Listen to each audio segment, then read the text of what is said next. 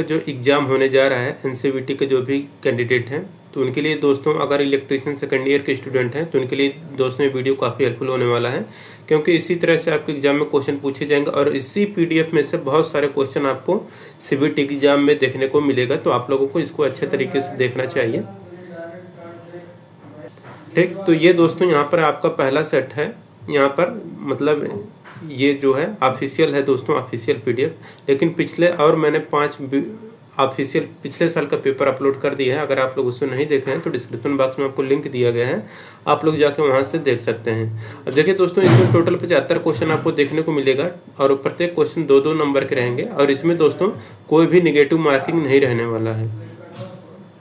ठीक, अब देखिए दोस्तों, यहाँ पर एक चीज़, यहाँ पर अगर आप लोग देखेंगे तो यहाँ पर देखिए सबसे पहले आप लोगों का ट्रेड थ्योरी शुरू होता है और इस ट्रेड थ्योरी में आपको टोटल क्वेश्चन जो देखने को मिलेगा वह 38 क्वेश्चन देखने को मिलेगा। ठीक, जिसमें से दोस्तों यहाँ पर देखेंगे तो पहला क्वेश्चन जो कह रहे हैं यहाँ पर कि what is the name of the part mark as X in DC generator. DC generator में दोस्तों ये जो एक्स भाग दर्शाया गया है इसका नाम क्या है। तो दोस्तों ये जो एक्स पार्ट दर्शाया गया है ये दोस्तों आपका कहलाता है कम्यूटेटर रेजर। तो कम्यूटेटर रेजर यहाँ पर आपका करेक्ट आंसर हो जाएगा। और देखिए दोस्तों यहाँ पर दूसरा क्वेश्चन क्या कह रहा है। दूसरा क्वेश्चन यहाँ पर कह रहा है what is the name of the DC generator. चित्र में ये जो आपको डीसी जनरेटर दिखाया गया है इसका नाम बताना है। तो ये दोस्तों जो डीसी जनरेटर है आपका डिफरेंशियल लॉन्ग शंट कंपाउंड है। तो डिफरेंशियल लॉन्ग शंट कंपाउंड आपका करेक्ट आंसर हो जाएगा पहला। अब देखिए दोस्तों यहाँ पर तीसरा क्वेश्चन करें, which rule is used to find the direction of induced EMF in DC generator. DC generator में प्रेरित ईएमएफ की दिशा ज्ञात करने के लिए किस नियम का उपयोग किया जाता है। तो देखिए डीसी जनरेटर में प्रेरित ईएमएफ की दिशा ज्ञात करने के लिए हम लोग जो नियम यूज करते हैं वह हमारा रहता है फ्लेमिंग का दाएं हाथ का नियम। तो फ्लेमिंग राइट हैंड रूल यहाँ पर करेक्ट आंसर हो जाएगा। तो फ्लेमिंग के दाहिने हाथ से हम लोग डीसी जनरेटर में प्रेरित ईएमएफ की दिशा ज्ञात करते हैं। ठीक, तो ये हो गया दोस्तों प्रेरित ईएमएफ की दिशा। कह रहे हैं यहाँ पर कि which formula is used to calculate the generated EMF in DC generator. DC generator में उत्पन्न ईएमएफ की गणना करने के लिए हम लोग कौन सा सूत्र प्रयोग करते हैं।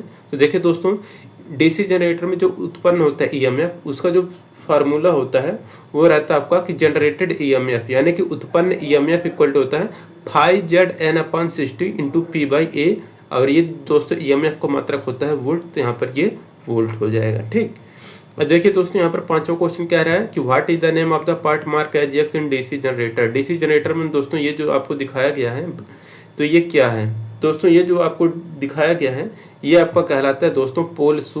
तो यहाँ पर पोल शू यहाँ पर करेक्ट आंसर हो जाएगा। पोल शू दोस्तों ये आपका फिगर दिया गया जो यहाँ पर एक्स भाग इंगित किया गया है। छठा क्वेश्चन करा what is the name of the DC generator. ये किस प्रकार का डीसी जनरेटर दिखाया गया है।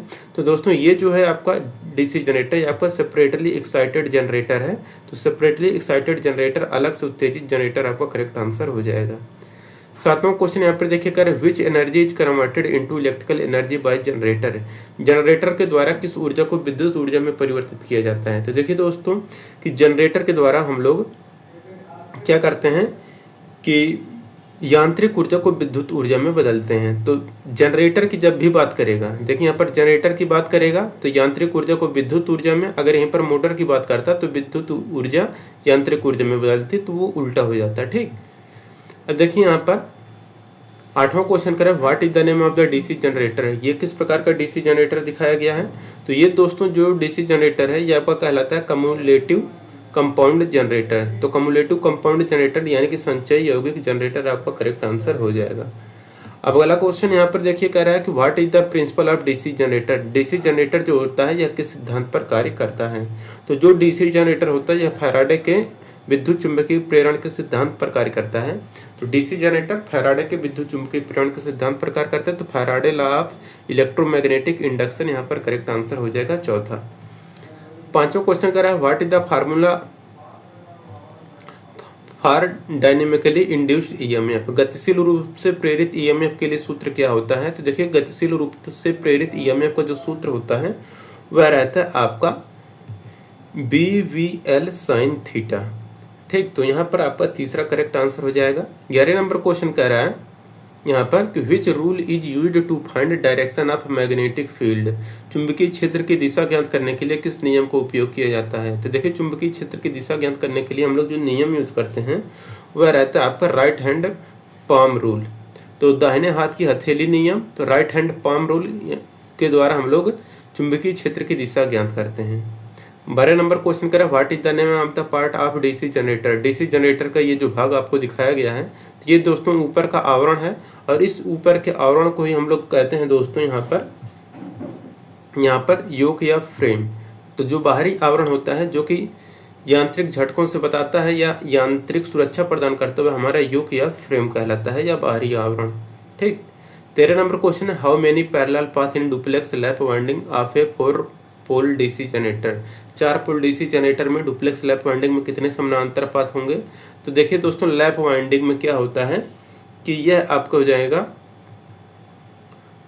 यहाँ पर 8 हो जाएगा। तो 4 पोल है तो डुप्लेक्स है तो यहाँ पर 8 हो जाएगा, 2 गुना हो जाएगा। ठीक। तो 13 है कि यहाँ पर तीसरा करेक्ट आंसर हो जाएगा 8। 14 नंबर क्वेश्चन करें, name the part of DC generator. DC generator के भाग का नाम बताना है। तो देखिए ये जो आपको डीसी जनरेटर दिखाया गया है, यह आपका कहलाता है आर्मेचर कोर लेमिनेशन। तो आर्मेचर कोर लेमिनेशन है ये।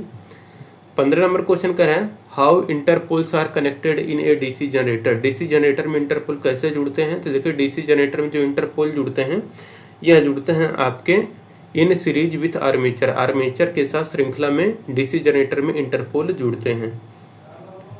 16 नंबर क्वेश्चन करें, which voltage drop is indicated in a portion mark as X. किस वोल्टेज ड्रॉप को एक्स के रूप में चिन्हित किया गया है। तो देखिए एक्स के रूप में ये जो चिन्हित किया गया है, यह कहलाता है आपका दोस्तों आर्मेचर रिएक्शन ड्रॉप। तो आर्मेचर रिएक्शन ड्रॉप यहाँ पर करेक्ट आंसर हो जाएगा। ठीक। 17 नंबर क्वेश्चन है, करें why the armature core of a DC generator is laminated. क्यों एक डीसी जनरेटर के आर्मेचर कोर पटलित हैं। तो देखिए एक डीसी जनरेटर के कोर जो होते हैं, आर्मेचर कोर होते हैं, वह पटलित क्यों बनाए जाते हैं, इसका यही कहने का मतलब है। तो देखिए डीसी जनरेटर में आर्मेचर कोर को पटलित करने से या लेमिनेटेड करने से क्या होता है कि जो ईडी करंट लॉस होता है वह कम हो जाता है। तो रिड्यूस द ईडी करंट, यानी कि भंवर धारा हानियाँ कम हो जाती हैं।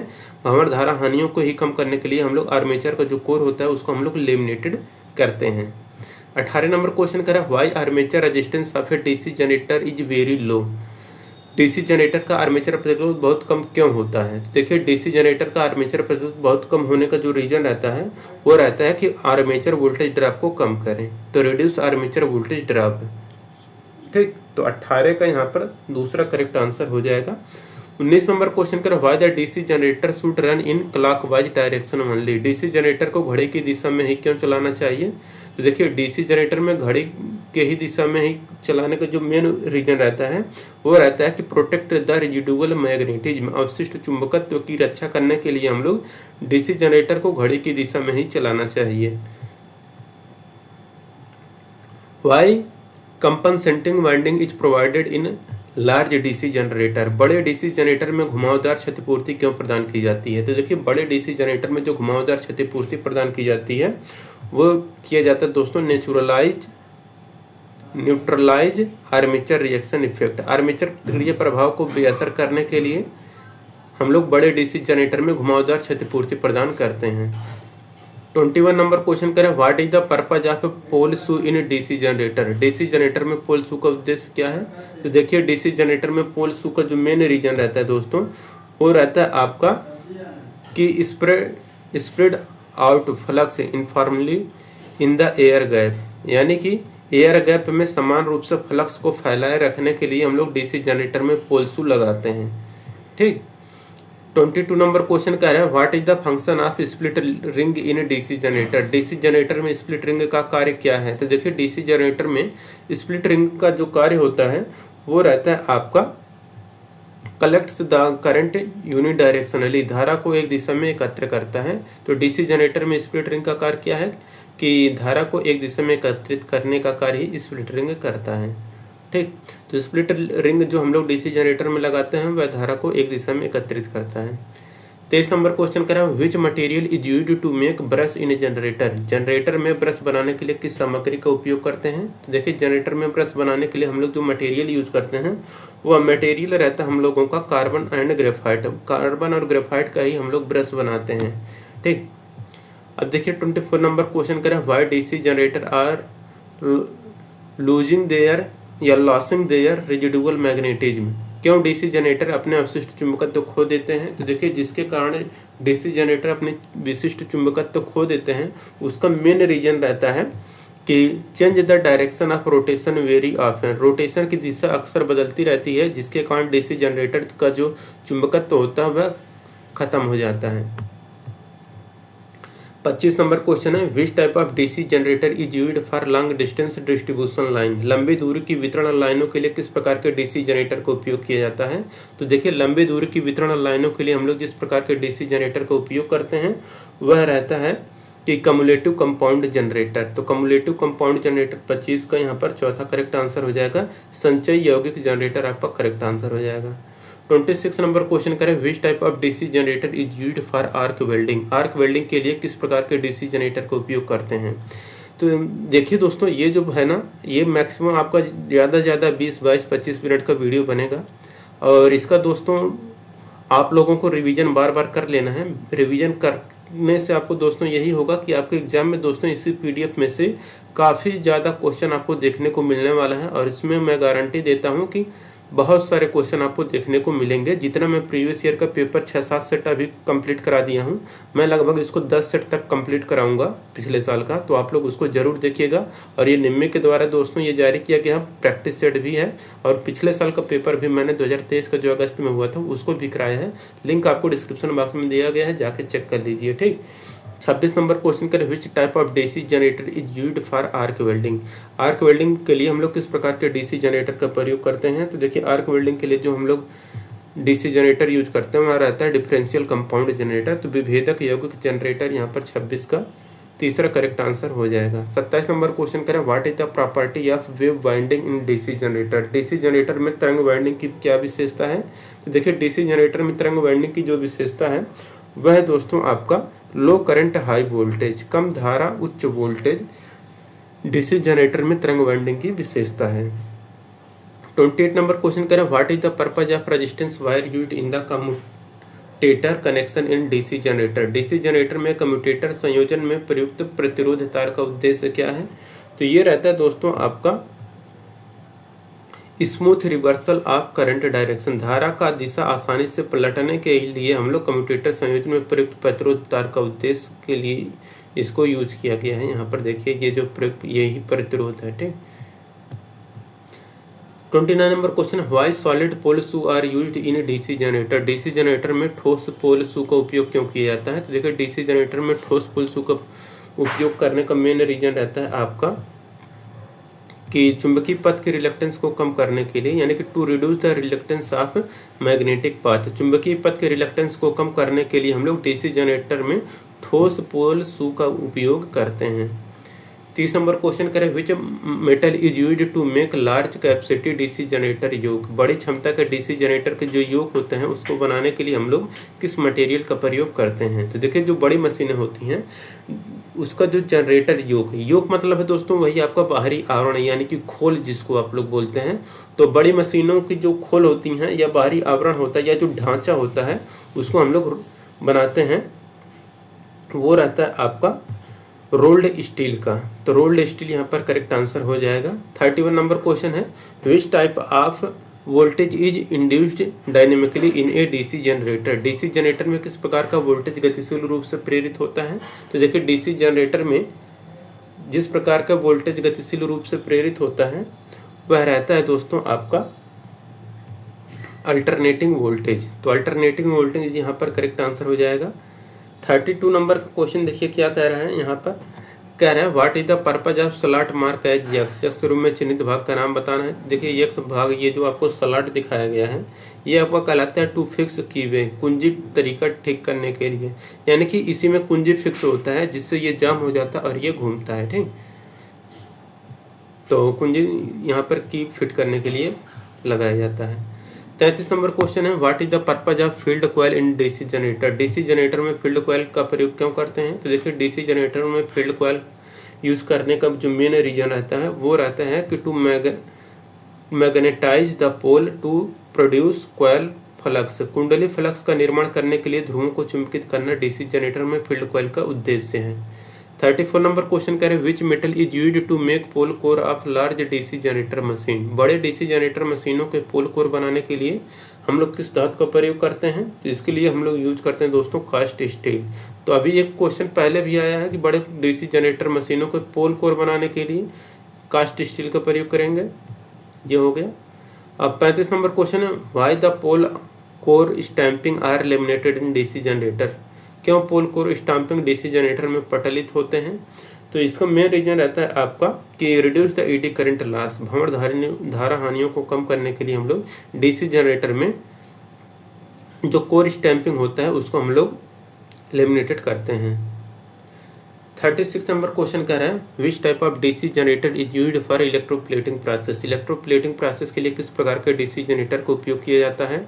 तो देखिए इलेक्ट्रोप्लेटिंग प्रक्रिया के लिए हम लोग जो डीसी जनरेटर यूज करते हैं वह डीसी जनरेटर रहता है आपका शंट डीसी जनरेटर। तो शंट जनरेटर इलेक्ट्रोप्लेटिंग प्रोसेस के लिए हम लोग यूज करते हैं।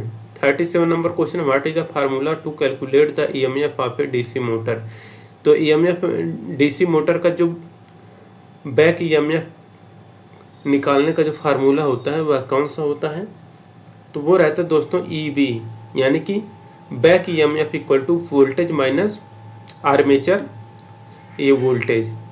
तो I armature voltage I A into R A को ही हम लोग आर्मेचर वोल्टेज कहते हैं। ठीक, अब देखिए तो आई ए इंटू आर ए मतलब आर्मेचर धारा और आर्मेचर यहाँ पर रेजिस्टेंस, दोनों को मिला करके यहाँ पर आर्मेचर का ये ईएमएफ हो जाता है, फिर ये और ये बैक ईएमएफ है और ये टोटल वोल्टेज है। 38 नंबर क्वेश्चन है which instrument is used to measure armature winding resistance. Armature winding प्रतिरोध को मापने के लिए किस उपकरण का उपयोग करते हैं? तो देखिए आर्मेचर वाइंडिंग प्रतिरोध को मापने के लिए हम लोग जो उपकरण यूज करते हैं वह रहता है आपका केल्विन ब्रिज। तो केल्विन ब्रिज आपका करेक्ट आंसर हो जाएगा। तो केल्विन ब्रिज के माध्यम से हम लोग आर्मेचर वाइंडिंग प्रतिरोध को मापते हैं। अब दोस्तों देखिए यहाँ पर ये 38 क्वेश्चन आप लोगों का ट्रेड थ्योरी का कंप्लीट हो चुका है। अब इसके बाद जो क्वेश्चन देखने को मिलेगा वो रहेगा दोस्तों वर्कशॉप कैलकुलेशन एंड साइंस का। टोटल 6 क्वेश्चन इसमें आपको देखने को मिलने वाला है, जिसमें कि दोस्तों आप लोग देखेंगे पहला क्वेश्चन कह रहा है यहाँ पर what is the purpose of A lubricant. स्नेहक का उद्देश्य क्या है, यानी कि हम लोग स्नेहन किस लिए करते हैं? तो देखिए दोस्तों स्नेहन करने का जो मेन रीजन रहता है वो रहता है टू रिड्यूस फ्रिक्शन, यानी कि घर्षण को कम करने के लिए हम लोग स्नेहक का प्रयोग करते हैं। 40 नंबर क्वेश्चन यहाँ पर कह रहे हैं which is used to reduce the friction in machine part. मशीनी भागों में घर्षण को कम करने के लिए किसका उपयोग करते हैं? तो मशीनी भागों में घर्षण को कम करने के लिए जो हम लोग यूज करते हैं वह रहता है हम लोगों का यहाँ पर लुब्रिकेशन या स्नेहक। तो घर्षण को कम करने के लिए हम लोग मशीन में लुब्रिकेशन या करते हैं। 41 नंबर क्वेश्चन कह रहा है 14x + 3y + 25x + 2y का मान क्या होगा। तो देखिए यहाँ पर 14 और 25 इसको अगर हम लोग जोड़ेंगे दोस्तों तो ये हो जाएगा आपको 39x हो जाएगा, और ये 2y और 3y आपस में जुड़ेंगे तो ये 5y हो जाएंगे। 42 नंबर क्वेश्चन का a का पावर m इंटू a का पावर n। तो a का पावर m इंटू a का पावर n हो जाता है आपका a का पावर m + n। तो a का पावर m + 1 यहाँ पर 42 का यहाँ पर a आंसर करेक्ट हो जाएगा। 43 नंबर क्वेश्चन कह रहा है कौन सा फार्मूला सही, a का पावर m बटे a का पावर n। ये a का पावर n ऊपर जाएगा तो ये माइनस हो जाएगा, तो a का पावर m - n हो जाएगा। यहाँ पर दूसरा सही हो जाएगा 43 का दूसरा। 44 नंबर क्वेश्चन कह रहा है what is the expanded form of a + b का होल स्क्वायर। a + b का होल स्क्वायर इक्वल टू होता है a² + b² + 2ab। तो 44 के यहाँ पर पहला करेक्ट आंसर हो जाएगा। 45 नंबर क्वेश्चन है which is the symbol of earth. पृथ्वी का प्रतिरोध यानी कि अर्थ का सिंबल क्या होता है? तो ये होता है आपका यहाँ पर अर्थिंग का ये आपको फिगर दिया गया है। 46 नंबर क्वेश्चन है which device is used to start and stop a motor. Motor को चालू और बंद करने के लिए किस उपकरण का उपयोग किया जाता है? तो मोटर को चालू और बंद करने के लिए जो हम लोग उपकरण यूज करते हैं वह रहता है हम लोगों का स्टार्टर। तो स्टार्टर मोटर को चालू और बंद करने के लिए हम लोग स्टार्टर का प्रयोग करते हैं। Which part regulate the heat in automatic iron. कौन सा भाग स्वचालित लोहे में गर्मी को नियंत्रित करता है? तो देखिए जो भाग स्वचालित लोहे में गर्मी को नियंत्रित करता है वह रहता है आपका थर्मोस्टैटिक स्विच। तो थर्मोस्टैटिक स्विच यहाँ पर करेक्ट आंसर हो जाएगा। 48 नंबर क्वेश्चन करें, which is the static machine that increase और decrease the AC voltage. AC voltage को बढ़ाने या घटाने वाली स्टैटिक मशीन कौन सी होती है? तो ये रहता है आपका ट्रांसफार्मर। यहाँ पर करेक्ट आंसर हो जाएगा कि एसी वोल्टेज को बढ़ाने या घटाने वाले स्टैटिक मशीन को ही हम लोग ट्रांसफार्मर कहते हैं। 49 नंबर क्वेश्चन है कि identify the 3 pin socket. 3 pin socket कौन सा है? तो 3 पिन सॉकेट यहाँ पर दोस्तों जो है वो आपका ये वाला फिगर है। और यहाँ पर देखिए 50 नंबर क्वेश्चन करें, what is the material of line insulator. Line insulator की सामग्री क्या है?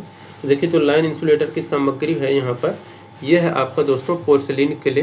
तो पोर्सिलिन क्ले यहाँ पर करेक्ट आंसर हो जाएगा। अब देखिए यहाँ पर एम्प्लॉयबिलिटी स्किल आ जाएगा यहाँ पर क्वेश्चन। तो ये सब आपको इंजीनियरिंग ड्राइंग का 6 क्वेश्चन था। और यहाँ पर देखिए 51 नंबर क्वेश्चन कह रहे हैं, what is the essential life skill of for social and professional purpose. तो यहाँ पर हो जाएगा कि what is an essential life skill for social and professional purpose. तो इसके लिए हम लोग दोस्तों क्या करते हैं कि लर्न इंग्लिश। तो इसेंशियल लाइफ स्किल और सोशल और प्रोफेशनल पर्पज के लिए हम लोग इंग्लिश सीखते हैं। While addressing your boss you should be. जब आप अपने बॉस को एड्रेसिंग करते हैं तो आपको कैसा रहना चाहिए? तो हमको रहना चाहिए फॉर्मल, यानी कि औपचारिक रहना चाहिए। 53 नंबर क्वेश्चन करें, how are you, what is up, these are example of. तो हाउ आर यू आप कैसे हैं, व्हाट इज अप या किसके उदाहरण हैं? तो ये हैं दोस्तों आपके इनफॉर्मल कम्युनिकेशन के। तो यहाँ पर दोस्तों आपका जो करेक्ट आंसर होगा ये सही होगा आपका A2। ठीक, तो यहाँ पर A2 आपका करेक्ट आंसर हो जाएगा। अब देखिए अगला क्वेश्चन क्या कह रहा है। तो यहाँ पर आपका इनफॉर्मल कम्युनिकेशन यहाँ पर करेक्ट आंसर हो जाएगा 53 का दूसरा। 54 नंबर क्वेश्चन करें, what you say first when you meet someone. अगर आप किसी से पहली बार मिल रहे हैं तो आप उसको क्या कहेंगे? तो यहाँ पर हम लोग उसको कहेंगे गुड मॉर्निंग। ठीक, 55 नंबर क्वेश्चन का है, principal called Manoj the principal asked that to show that hall ticket for the CTS examination. तो यहाँ पर क्या भरा जाएगा? तो यहाँ पर भरा जाएगा the principal called Manoj the principal asked him to show his hall ticket for CTS examination. 56 number question कह रहा है, फिल इन द ब्लैंक करना है। तो यहाँ पर क्या भरा जाएगा? पास्ट टेंस में इसको लेकर जाना है। तो यहाँ पर हो जाएगा कि आई वॉच्ड ए मूवी स्टरडे, मैंने मूवी को कल देखा। 57 नंबर क्वेश्चन है, singular form of a device is. Devices का सिंगुलर फॉर्म, जैसे ये बहुवचन है तो इसका सिंगल वचन क्या होगा? तो वो होगा डिवाइस। तो डिवाइस का यहाँ पर जो सही आंसर हो जाएगा DEVICE। ठीक, 58 नंबर क्वेश्चन का है, the announcement that yesterday was an unnecessary, complete the sentence with appropriate word. तो यहाँ पर क्या हो जाएगा आपका करेक्ट आंसर? तो देखिए यहाँ पर आएगा आपका कि the announcement made yesterday was unnecessary. 59 number question है, fill in the blank with proper interrogative, went wrong with yesterday game. तो यहाँ पर क्या भरा जाएगा? इंट्रोगेटिव भरना है आपको। तो यहाँ पर जब वो भरा जाएगा वो रहेगा what went wrong with yesterday game. ठीक, अब देखिए जो वर्ब टू का है इसको पैसिव वॉइस में बदलना है। तो पैसिव वॉइस में इसको बदलेंगे तो वॉइस टेकन या वेयर टेकन हो जाएगा। Complete the sentence with appropriate word, the plumber did the tap only now. तो यहाँ पर क्या हो जाएगा? तो यहाँ पर हो जाएगा the plumber is fitting the tap only now, plumber केवल टैप को फिटिंग कर रहा है। ठीक, 62 number question, when you borrow or screwdriver from a trainee you should say. ठीक, तो अगर यहाँ पर देखिए कह रहा है यहाँ पर तो क्या आएगा आपका?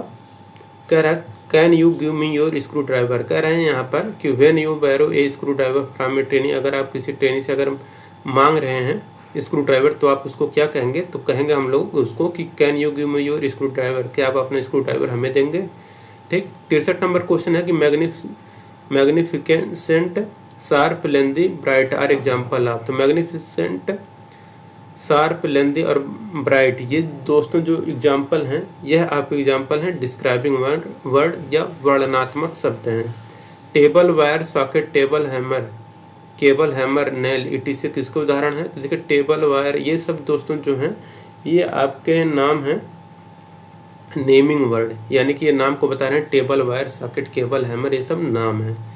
Fix measure, pull, lift, grind, mix, operate are example of. तो fix, measure, pull, lift, grind, mix, operate, ये किसके एग्जाम्पल हैं? तो ये एग्जाम्पल है एक्शन वर्ड यानी कि करने के। फिक्स कर दिया गया है नापने के लिए, पुल किया गया खींचने के लिए, लिफ्ट किया गया उठाने के लिए, ग्राइंडिंग करने के लिए, मिक्स करने के लिए, ऑपरेट करने के लिए। ठीक। Comma, full stop, question mark are example of. तो comma, full stop, question mark are example of, ये जो है दोस्तों ये आपके होते हैं पंक्चुएशन मार्क। ठीक। तो पंक्चुएशन मार्क हैं ये। When you start A discussion on A topic what do you से। किसी टॉपिक पर डिस्कशन करना है तो आप सबसे पहले क्या कहेंगे? तो हम लोग वहाँ पर कहेंगे let's discuss. 68 number question, what do you से व्हेन यू पोलाइटली डिसएग्री। अगर आप किसी चीज़ से सहमत नहीं हैं तो आप क्या कहेंगे? तो I am afraid I have to disagree. ठीक। मैं भयभीत हूँ, मैं इस बात से सहमत नहीं हूँ या मैं डिसएग्री हूँ। 69 नंबर क्वेश्चन है, you were requested to complete the given assignment by Monday, this example of. तो यह किसका उदाहरण है कि you were requested the complete the given assignment by Monday, this example of. तो ये एग्जाम्पल है दोस्तों आपका फॉर्मल कम्युनिकेशन का। Gesture, facial expression, eye contact किसके उदाहरण है? तो देखिए गेस्चर, फेशियल एक्सप्रेशन और आई कांटेक्ट, तो ये जो उदाहरण है दोस्तों ये आपके उदाहरण है नॉन वर्बल कम्युनिकेशन के। Complete the sentence with suitable describing word. The